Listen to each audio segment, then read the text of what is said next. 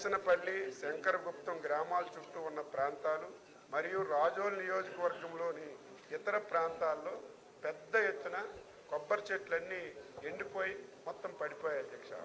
ఇది తెలిసిన వెంటనే వ్యవసాయ శాఖ మంత్రిగా, ఆ జిల్లా ఇన్ఛార్జ్ మంత్రిగా మొత్తం ఆ ప్రాంతం అంతా గౌరవ శాసనసభ్యులతో కలిసి మొత్తం పరిశీలించాం అధ్యక్ష.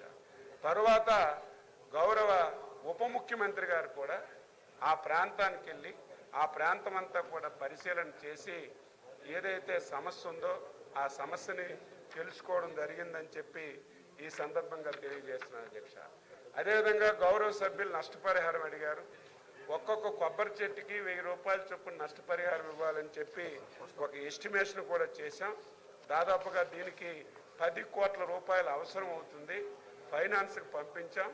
దాన్ని కూడా ఇవ్వడానికి మేము ప్రయత్నం చేస్తున్నాం అధ్యక్ష.